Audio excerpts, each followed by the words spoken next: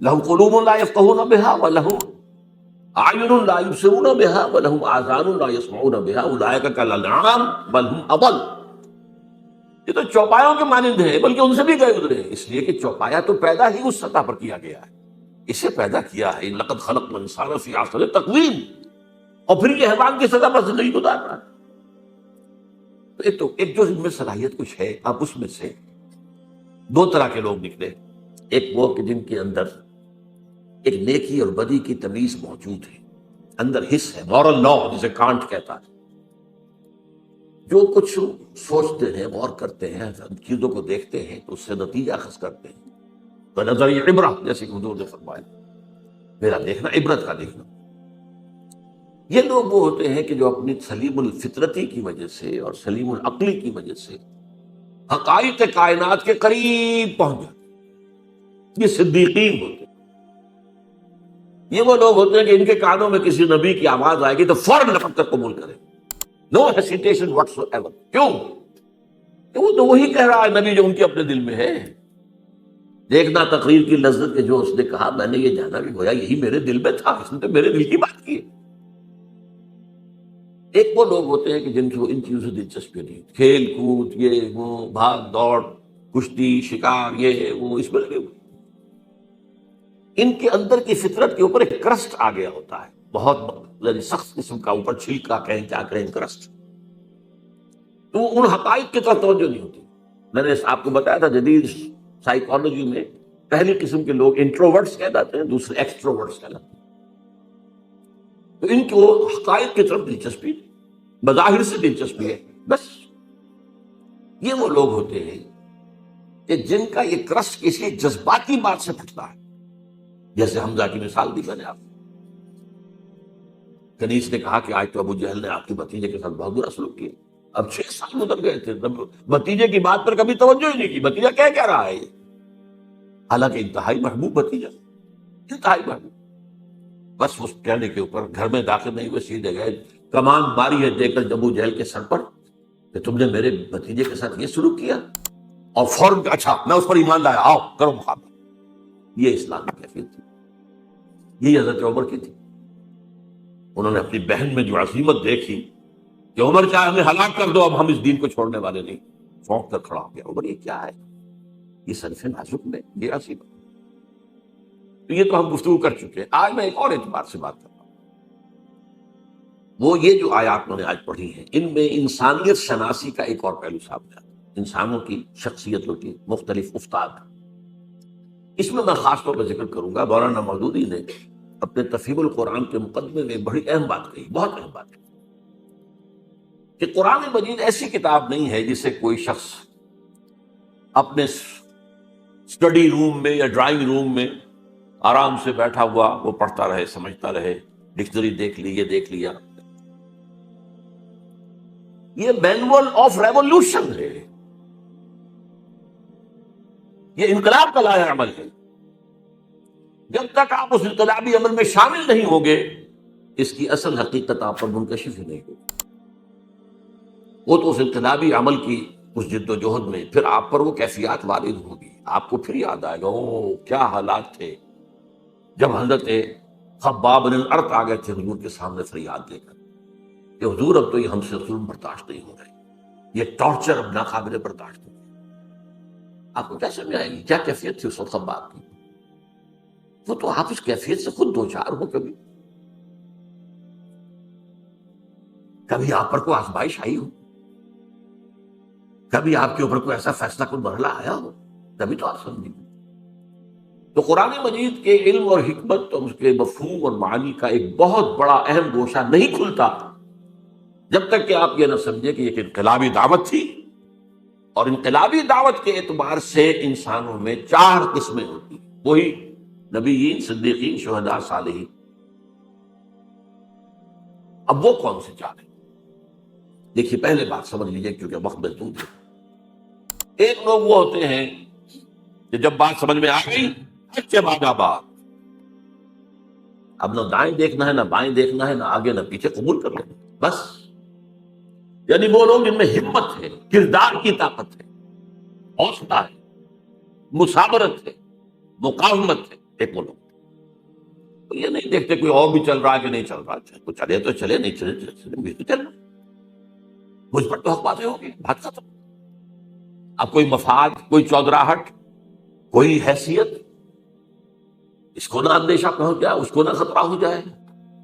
جیسے وہ نجران کے عیسائیوں کا وفد آیا تھا تو دو بھائی تھے ٹاپ کے، ان کے بڑے اسقف، تو وہ جب حضور نے مباہلے کا چیلنج دیا تو پھر بھاگ گئے، راتوں رات چلے گئے، ورنہ 70 افراد کا نجران کے وفد آیا تھا۔ واپسی پر ایک بھائی، چھوٹے بھائی کے گھوڑے نے ٹھوکر کھائی، اس نے کہا اسلام آج ہلاک ہو جائے وہ دور والا۔ بڑے نے کہا یہ دور والا تم نے کسے کہا ہے؟ اب محمد کو، حضرت اللہ مت کہنا، یہ وہ تو نبی ہے۔ نے کہا پھر نبی ہے تو مانا کیوں نہیں تم نے؟ لگے دیکھو ہمیں کیسر روم نے بڑی سہولتیں دے رکھی ہیں، بڑی مراعات دے رکھی، ہماری بڑی حیثیت ہے، اگر ہم اس کو مان لیں گے تو گئے اب تو۔ اب یہ انداز اور ہے۔ ایک میں جو بتا رہا ہوں وہ کیا ہے کہ بات دل میں اتر گئی، حق نے، دل نے گواہی دے دی کہ حق ہے، اب کوئی دائیں بائیں دیکھنا نہیں، کوئی اور ہے کہ نہیں ہے، کوئی چل رہا ہے نہیں چل رہا ہے، کیا امکانات ہیں، کیا کوئی حساب کتاب کر کے کیا امکانات ہیں، کامیابی کے کتنے فیصد امکان، کچھ نہیں، حق ہے، اور حق کا یہ حق ہے کہ اسے قبول کیا جائے۔ اور پھر ہر کے بعد آباد، یہ ہر کے بعد آباد جو کہتے ہیں کیا ہے، یہ صرف ایک شعر ہے۔ ہر کے بعد آباد ماں کشتی درا بنداختے، ہم نے تو کشتی ڈال دی ہے، اب یہ کشتی ڈوبے گی تو ہم بھی ڈوبیں گے، یہ تیرے گی تو ہم تیریں گے۔ Total identification with a cause, کسی مقصد کے لیے، کسی رسم العین کے لیے ٹوٹل آئیڈینٹیفیکیشن، یہ ایک طرح کے۔ پھر دوسرے نمبر پر آتے ہیں جو حق سمجھ میں تو آ گیا،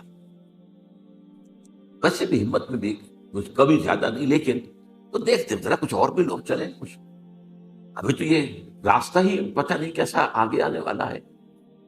اگر دو چار آدمی آگے چلتے نظر آئے تو حوصلہ ہو جاتا ہے کہ چل رہے ہیں اور بھی چل رہے ہیں۔ جیسے آپ کہتے ہیں انچارٹرڈ سیز، ایسے بھی سمندر ہوتے ہیں جن کے بارے میں پتہ نہیں ہوتا ادھر چٹانیں ہیں کیا ہے، وہ تو جو بنے ہوئے ہوتے ہیں ان کے نقشے، اسی کے مطابق جہاز چلتے ہیں، ادھر ادھر تر جائیں گے، کیا پتا زیر زمین جو ہے چٹانیں، تو آگے کیا ہے، کیا ہوگا، کیسے ہوگا، کچھ پتہ نہیں ہے۔ تو یہ لوگ ذرا جھجکتے ہیں، کھڑے رہتے ہیں، سوچتے ہیں۔ لیکن جب یہ السابقون الاولون جب پیش قدمی کر کے آگے بڑھ جاتے ہیں، اب ان کی بھی ہمت جو ہے آتی، بھائی ٹھیک ہے انہوں نے چھلانگ لگا دی، ہم بھی لگا دی، لیکن ہوتے ہیں خلوص کے ساتھ، ان میں تھوڑی سی تاخیر تو ہو جاتی ہے، تھوڑا سا دائیں بائیں کی سوچ تو ہے، کچھ اور بھی ہوں، میرے دائیں بھی کوئی چلنے والا ہو، بائیں بھی چلنے والا ہو۔ جیسے جنگ میں آپ کو معلوم ہے ہمیشہ دیکھا جاتا ہے میرے دائیں بائیں کون ہے، یہ دائیں بائیں بھی مضبوط ہے کہ نہیں ہے، کمزور آدمی نہ کھڑا ہو۔ اس حوالے سے یہ ہیں وہ لوگ کہ جو پیروی کرتے ہیں ان اگلوں کی، ایک ہے حق کی پیروی، آگے کوئی نہیں نظر آ رہا لیکن حق ہے، قبول کیا بس۔ تو ان کو کہا والسابقون الاولون من المہاجرین والانصار، پہلے سبقت کرنے والے مہاجرین اور انصار میں سے۔ اب اس میں دیکھیے زمانی اعتبار سے تو 10 سال کا فرق ہے۔ انصار میں پہلا مسلمان بھی جو ہے وہ مکے کے پہلے مسلمان کے 10 سال بعد ایمان لائے، دعوت نہیں پہنچی تھی۔ وہ تو جو عام الحزن ہے 10واں سال حضور کا، جب بعثت کے بعد، اس کے بعد جو ہے وہ 7 آدمی خزرج کے ایمان لائے ہیں، پھر وہاں پر، لیکن پھر وہاں پر یہ دعوت جو ہے جنگل کی آگ کی طرح پھیل گئی۔ نتیجہ یہ ہے کہ یثرب کہلاتا تھا، اب وہ مدینہ النبی بن گیا، مدینہ بن گیا۔ ایک وہ لوگ ہوتے ہیں والسابقون الاولون، انصار میں سے بھی ہے وہ لوگ تھے جن کے سامنے جیسے ہی دعوت آئی فوراً قبول کر لیا، وہ سابقون الاولون میں سے تھے، چاہے ابو بکر سے 10 سال جونیئر ہو گئے، لیکن یہ کہ بہرحال ان کے سامنے جب بھی دعوت آئی ہے اس کے اعتبار سے ان کا وہ جو رد عمل تھا وہ کیا تھا، فوراً حاضر۔ والسابقون الاولون من المہاجرین والانصار، یہ سابقون الاولون مہاجرین میں بھی ہیں، انصار میں۔ والذین اتبعوہم باحسان، اور وہ لوگ جنہوں نے ان کی پیروی کی لیکن خوبصورتی کے ساتھ کی، انہوں نے پورے دل کے ساتھ پھر ان کی وہ کر تو رہے، پیروی کر رہے۔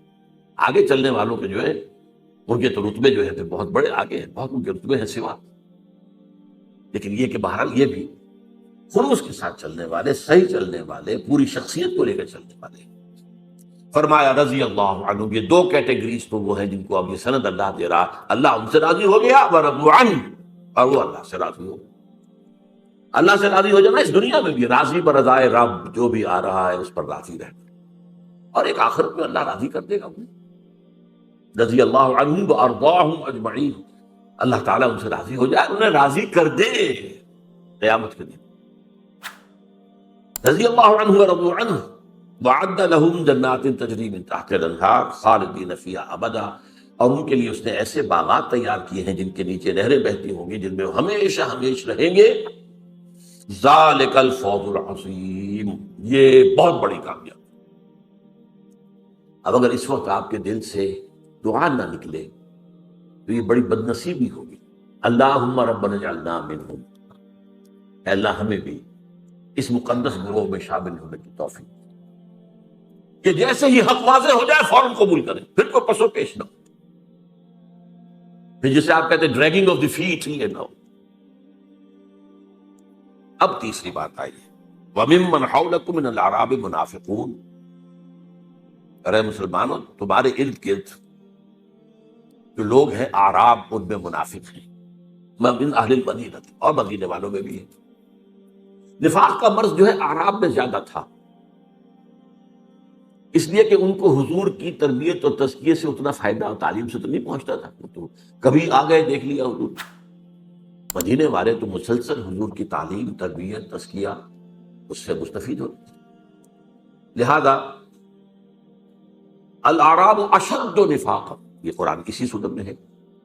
نفاق کا مرض شدید ترین جو تھا وہ اعراب میں، یہاں بھی فرمایا وَمِمَّنْ حَوْلَكُم مِّنَ الْأَعْرَابِ مُنَافِقُونَ وَمِنْ أَهْلِ الْمَدِينَ، اہل مدینہ میں بھی موجود ہیں۔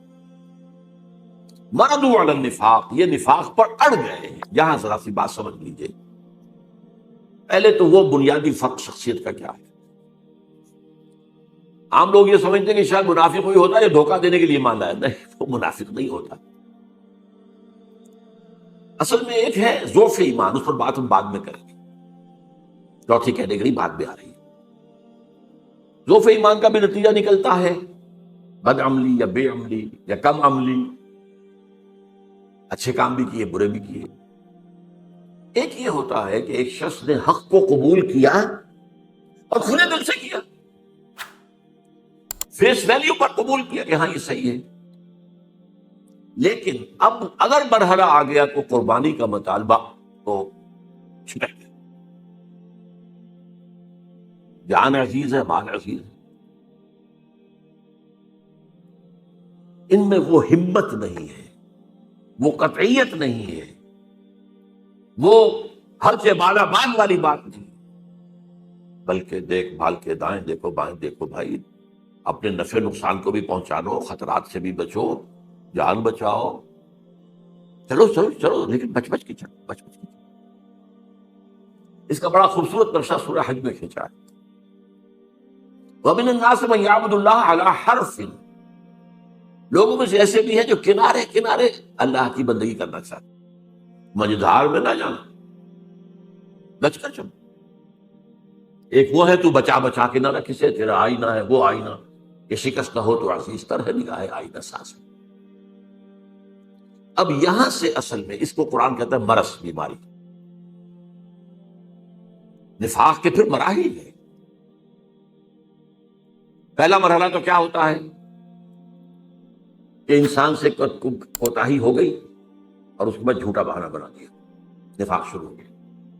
اگر کوتاہی ہوئی اور مان لیا تو یہ نفاق نہیں ہے، مان لیا، توبہ کی، حضور کی خدمت میں بھی حاضر ہو گئے، حضور میں اعتراف کرتا ہوں مجھ سے کوتاہی ہوئی ہے، میرے لیے اللہ سے دعا کی، استغفار کی، یہ نفاق نہیں ہے، یہ ضعف ایمان ہے، وہ جو میں عرض کر رہا ہوں کہ فورتھ کیٹیگری۔ لیکن جب جھوٹ بولا نفاق شروع ہوئی، اور جیسے ٹی وی کے بارے میں مشہور تھا کسی زمانے میں 3 سٹیجز، فرسٹ سیکنڈ تھرڈ میں آ گئی تو کوئی توقع نہیں بچنے کی، اسی طرح اس کی بھی 3 سٹیجز، صرف جھوٹ پر مبنی پہلی سٹیج، پھر جھوٹی قسم، کیونکہ جب دیکھا میں نے بار بار بہانہ بنایا جھوٹا، اب لوگ مسکرانے لگتے ہیں میری بات سن کر، تو سمجھتے ہیں کہ یہ تو اس کا تو کہاں بھی بہانے بنانا، تو خدا کی قسم اللہ کی قسم، اللہ کو حاضر ناظر جان کر کہہ رہا ہوں، میری یہ مجبوری ہے، میری بیوی بستر مرگ پر پڑی ہے، میرا فلاں یہ، میں جنگ میں نہیں جا سکتا، میں یہ نہیں کر سکتا ہوگا قسمیں۔ اتخذوا ایمانہم جنۃ، انہوں نے اپنی قسموں کو ڈھال بنا لیا۔ اور تیسری سٹیج ہوتی تھی جبکہ دل میں بغض پیدا ہو جائے، یہ نبی نے ہمیں کس مصیبت میں ڈال دیا۔ ایک صاحب ایمان سابق الاولون وہ کہتے تھے نبی کا احسان تو ہم اتار ہی نہیں سکتے، انہوں نے ہمیں سیدھا راستہ دکھایا، وہ تو ہمارے محسن ہے، محسن حسن۔ اب یہ کیا کہتے تھے، ہمیں کس مصیبت میں ڈال دیا اس محمد نے آ کر، صلی اللہ علیہ وسلم، خطرے ہی خطرے۔ اور وہ ان لوگوں کے بارے میں کہتے تھے یہ بے وقوف ہے، فینیٹکس ہے، آج کا لفظ فینیٹکس، یہ پاگل ہے۔ وَإِذَا قِيلَ لَهُمْ آمِنُوا كَمَا آمَنَ النَّاسُ قَالُوا أَنُؤْمِنُ كَمَا آمَنَ السُّفَهَاءُ۔ اللہ کے بندو تم ایمان لائے ہو تو جیسے اور لوگ ایمان لائے ویسے ایمان لاؤ، پھر سنو اور مانو، اطاعت کرو، قربانیاں دو۔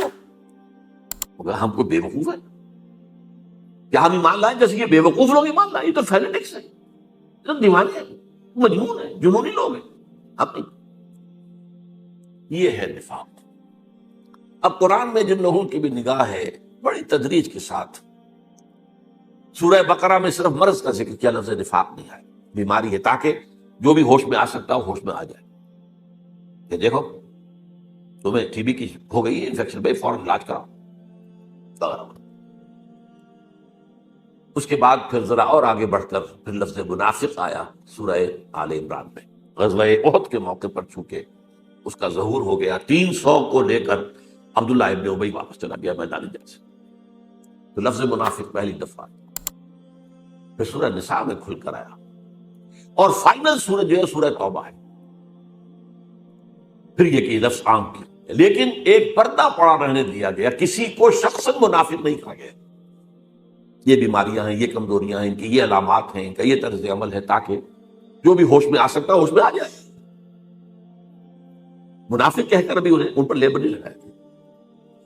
یہ مرض پھر اپنی پوری انتہا کو پہنچا ہے، یہ جو آخری دور ہے غزوہ تبوک کا موقع ہے، سخت ترین آزمائش تھی۔ اس کے بعد سے اس لیے لفظ یہاں آیا ہے مردوا علی النفاق، یہ نفاق پر اڑ گئے ہیں، انہیں بار بار تنبیہ کی گئی ہے، بار بار تنبیہ کی گئی ہے، ہوش میں آ جاؤ، ایمان لاؤ، صحیح طریقے پر ایمان لاؤ، اور اپنے اس نفاق کا پردہ چاک کر دو۔ ان المنافقین فی الدرک الاسفل من النار، منافقین تو آگ کے سب سے نچلے طبقے کے اندر ہوں گے، جہنم کے اندر۔ ہر طرح کی جس کو کہا جا سکے تعلیم اور ترغیب اس کے حوالے سے، لیکن جب لا علاج ہو گئے اور تھرڈ سٹیج کو پہنچ گئے، اب اس وقت 4 کام کیے حضور نے جو پہلے کبھی نہیں کیے تھے۔ غزوہ تبوک سے واپسی پر سب سے پہلے آپ نے وہ مسجد زرار کے نام سے جو انہوں نے اڈا بنایا تھا اپنا، اسے جا کر آگ لگا دی۔ اس سے پہلے حضور نے ایک مصلحت کو سامنے رکھا، یہ منافقین اوس اور خزرج میں سے ہیں، کوئی قبائلی عصبیت بھڑک اٹھتی ہے ان کے خلاف اگر ہم نے کوئی اقدام کیا، ابھی وہ قبائلی عصبیت لوگوں کے دلوں سے بالکل نکلی نہیں ہے۔ جو سردار تھا منافقین کا ابی، عبداللہ ابن ابی، وہ خزرج کا سردار تھا، اور اسے بادشاہ بنانے کا فیصلہ ہو گیا تھا، تاج تیار ہو چکا تھا سونے کا، آج کوشش باقی تھی کہ حضور تشریف لے، بے تاج بادشاہ آ گیا، تو اس کا تو سارے خواب درہم برہم ہو گئے۔ بدترین منافق وہی تھا، اسے بھی کبھی منافق نہیں کہا، اس کے بھی جنازے کی نماز پڑھا دی، بلکہ اس کے لیے اپنا کرتا بھی دے دیا، اس لیے کہ اس کا بیٹا جو تھا عبداللہ ابن ابی تو بہت نیک صالح نوجوان تھا، وہ آیا ہے کہ میرے والد کا انتقال ہو گیا، حضور اپنا کرتا عنایت فرما دیں، میں اس میں اس کو کفن دے دوں، آپ نے کرتا دے دیا۔ حضرت عمر نے کہا ابھی کیا کر رہے ہیں اس منافقین کے سردار کو؟ فرمایا عمر میرا کرتا اس کو اللہ کے عذاب سے نہیں بچا سکتا، ہم پتہ نہیں کیا کیا چیزیں تبرک بنا کر اپنے پاس رکھتے ہیں، یہ تبرک میرے ساتھ میرے کفن میں رکھ دیتا، حضور کے کرتے سے زیادہ تبرک والی شے کو ہو سکتی تھی۔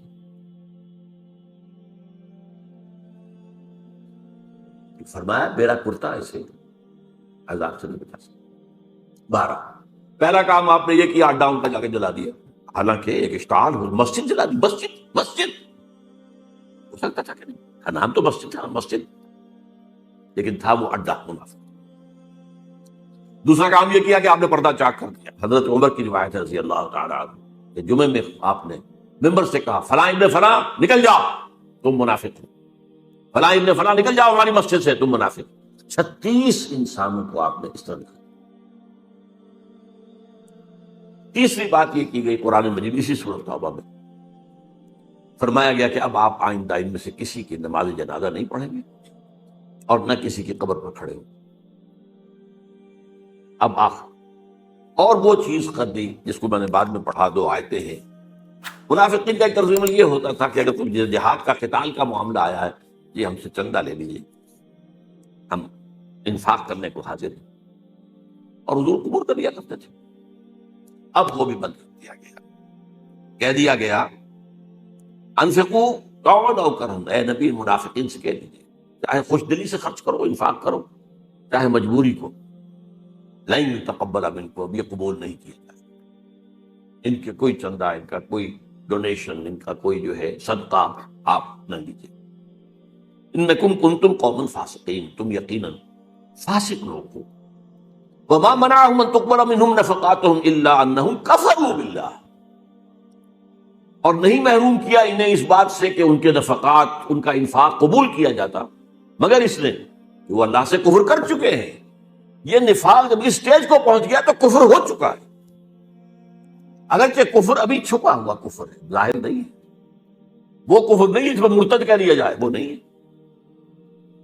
اس کی مثال میں دیا کرتا ہوں کہ کہیں شہتیر لکڑی کے جو ہوتے تھے، اب تو خیرار شیشے کا زمانہ ہے، وہ جو دیمک لگتی ہے وہ اندر ہی اندر چاٹتی رہتی ہے، اندر ہی اندر، لیکن اوپر ایک تختہ رہنے دیتی ہے۔ اتنا ہوش اس انسیکٹ کو بھی اللہ نے دے رکھا ہے، اگر ظاہر ہو گیا تو یہ ہمارا فارم جو ہے یہاں پاچا کر دے گی، اندر کھوکھلا کھوکھلا اچانک بیٹھے گا، جب شہتیر جب گرے گا بڑھ تو اس کو تو دیمک کھا گئی تھی۔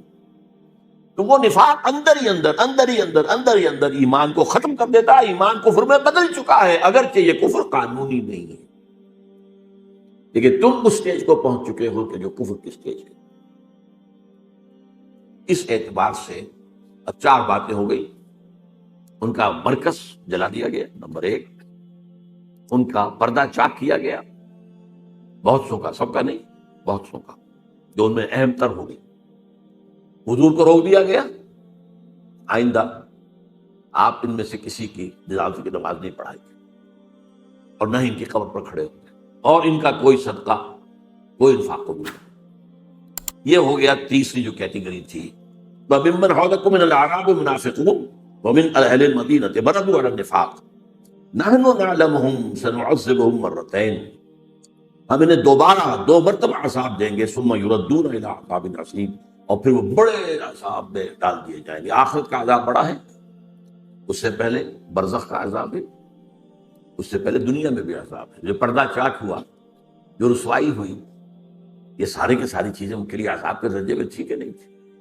اب چوتھی بات آ رہی ہے، وَآخَرُونَ، یہ اصل میں 2 انتہائی چیزیں تو آ چکی ہیں، 2 اوپر، السابقون الاولون من المہاجرین والانصار، سب سے نیچے منافقین، درمیان میں ایک طبقہ ہے۔ وَآخَرُونَ اعْتَرَفُوا بِذُنُوبِهِمْ، اور کچھ لوگ وہ ہیں جو اپنے گناہوں کا اعتراف کرتے ہیں، اپنی کوتاہی کا۔ جب حضور واپس آئے ہیں اور آپ نے جواب طلبی کی ہے، کیونکہ اس لیے کہ غزوہ تبوک میں نفیر عام تھی، ہر صاحب ایمان کے لیے جانا لازم، اس سے پہلے کبھی نہیں تھی، چوائس پر ہوتا تھا، جانا چاہیں جائیں، نہیں جانا چاہیں، درجے ہیں جانے والوں کے، لیکن یہاں نفیر عام تھی، لہذا واپسی پر آپ نے جواب طلبی کی، تم کیوں نہیں گئے، تم کیوں نہیں آئے؟ اب منافق قسم کھاتا تھا، جھوٹ بولتا تھا، انہوں نے کہا ٹھیک ہے، قرآن مجید نے بھی کہا دفع کیجیے انہیں، عارض عنہم، اعراض کیجیے۔ آپ کو پتہ تھا کہ جھوٹ بول رہا ہے، آپ سے کہیں چھپی ہونے والی بات تھی؟ وہ تو آپ صاحب ایمان کے بارے میں بھی اتقوا فراست المومن فإنہ ينظر بنور اللہ، بندہ مومن کی فراست سے ڈرو، وہ اللہ کے نور سے دیکھتا ہے، تو نبی کس نور سے دیکھتے تھے؟ لیکن ٹھیک ہے جائیے، اہل ایمان اب حضور کوئی عذر نہیں ہے۔ میرے پاس بھی کعب ابن مالک کی بڑی لمبی حدیث ہے بخاری شریف کی کہ حضور میرے پاس بھی زبان ہے، میں بھی جھوٹ بول سکتا تھا، بہانے بنا سکتا تھا، لیکن میں تسلیم کرتا ہوں کہ جتنا صحت مند میں اس وقت تھا کبھی نہیں تھا، کوئی بیماری نہیں تھی، اور جتنا غنی میں اس وقت تھا اس سے پہلے کبھی نہیں تھا، یہ بھی نہیں تھا کہ میرے پاس زیادہ راہ نہیں تھا، بس مجھے میرے نفس نے چکمہ دیا کہ تمہاری سانڈنی جو ہے بڑی طاقتور ہے، مضبوط ہے، یہ رسول اللہ تو چلیں گے 30,000 کا لشکر لے کر، تو بڑی سلو رفتار ہوگی نا. تم 2-4 دن اور ٹھنڈی چھاؤں گھر کی راحتیں جو ہے ان سے مستفید ہو رہے، پھر تیزی کے ساتھ دوڑتے ہوئے جا کے مل جانا. ہر روز یہی چکما اور نفس دے رہا، میں چکمے میں آتا چلا گیا. ایک روز اچانک محسوس ہوا کہ اب تو میں چاہے کتنا ہی تیز چلوں آپ کو نہیں مل سکتا. بیٹھ گیا. انہیں پھر سزا دی گئی، بائیکاٹ کیا گیا، حکم دے گیا کہ کوئی صاحب ایمان سے بات کرے. یہ 3 صحابہ تھے. اب ان کے بارے میں جو فرمایا جا رہا ہے یہاں سے کیٹیگری تو آپ نے سمجھ لی. وآخرون اعترفوا بذنوبہم خلطوا عملا صالحا وآخر سیئا. انہوں نے گڑبڑ کر لیے ہیں اپنے اندر، اچھے کام بھی برے کام. ظاہر بات ہے کہ اگر ایمان زیادہ مضبوط نہیں ہے تو کیا ہوگا؟ گناہوں کا صدور. لیکن معافی مانگے گا آدمی، استغفار کر لے گا، توبہ کر لے گا، اللہ معاف فرمانے والا ہے. لیکن رہے گا تو ایسے ہی نا، ڈاما ڈول، کبھی ادھر کبھی ادھر. تو خلطوا عملا صالحا وآخر سیئا، انہوں نے خلط منت کر دیے ہیں، نیک اعمال بھی اور برے اعمال بھی. عسى اللہ یتوب علیہم، امید ہے کہ اللہ ان پر عنایت فرمائے گا، ان کی توبہ قبول کر لے گا، ان کے استغفار کو شرف قبولیت عطا کر دے گا. ان اللہ غفور رحیم، یقین اللہ غفور الرحیم ہے. خذ من اموالہم صدقۃ، اے نبی ان کے اموال میں سے صدقہ قبول کر لیجئے. منافقین کا کوئی صدقہ قبول نہیں ہے، لیکن ان میں سے خذ من اموالہم صدقۃ تطہرہم بہ وتزکیہم، تطہرہم وتزکیہم بہا. یہ صدقہ جو یہ اللہ کی راہ میں دیں گے، انفاق کریں گے اور آپ اس کو قبول کر لیں گے تو ان سے تطہیر ہوگی ان کا. السلام علیکم ورحمۃ اللہ وبرکاتہ. اس طرح کی مزید انبیٹیبل ویڈیوز دیکھنے کے لیے ہمارے اس چینل ایٹرنل فیتھ کو سبسکرائب کریں. آپ کا شکریہ.